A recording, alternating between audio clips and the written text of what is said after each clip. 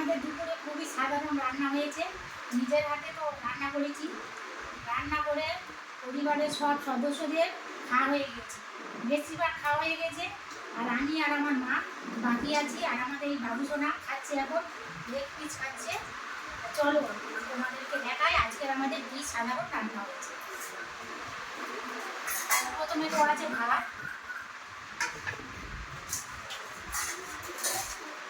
তারপরে আছে মোটে শাক ভাজা, সাদা মোটে শাক ভাজা আমার খুবই ভালো লাগে।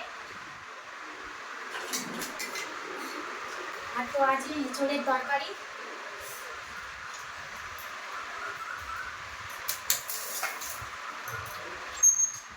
আর পেঁপা আলু বড়ি দিয়ে ডালের বড়ি, বিউলির ডালের বড়ি, আর রুই মাছের ঝোল। পেঁপা আলু বড়ি দিয়ে এই রুই মাছের ঝোল আজকে সব পেটি দাবা করে রান্না হয়েছে। গরমের সময় তো হালকা পাতলা ঝোল হয়েছে।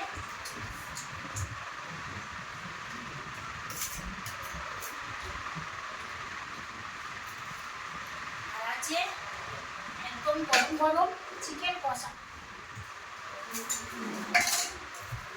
একদম গরম গরম চিকেন কষা। 4-5টা লেগ পিস ছিল, পরিবারে সবার তো খাওয়া হয়ে গেছে, আর এই বাকি রয়ে গিয়েছে। এবার আমি আর আমার মা খাবো। মার একটু স্নান করতে দেরি হয়েছিল, সেই জন্য শেষে পড়ে গিয়েছে। এই হচ্ছে চিকেন কষা, একদম গরম গরম। আর এই চিকেনটা তো আজকে সম্পূর্ণ আমার মতো নতুন সাথে রান্না করেছি, প্রেসার কুকার থেকে এখনো ঢালা হয়েছে।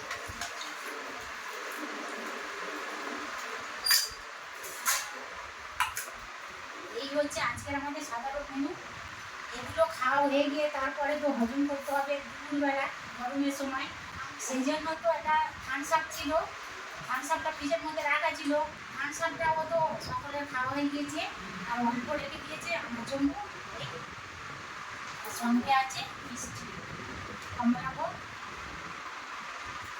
একদম টাটকা কমলাভোগ।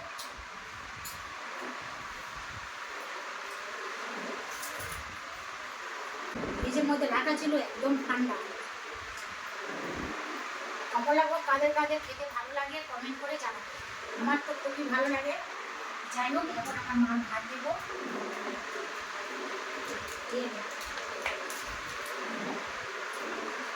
আমি তো খেতে বসেছিলাম, মার আসতে দেরি হয়েছিল বলে আমি খাচ্ছিলাম। তারপরে ভাত দিয়ে এসে মা ভাত দেবো, আমি খাচ্ছিলাম। খেতে খেতে ভাত খাওয়া হয়েছে, আর বাকি আছে এখন চিকেন দিয়ে খাবো, মাছের ঝোল খাবো, এঁচড়ের তরকারি খাবো, সবের মোটে শাক ভাজা দিয়ে ভাত খাচ্ছিলাম। তারপরে মা এসে গিয়েছে, আমি হাত ধুয়ে এসেছি, এবার মার ভাত।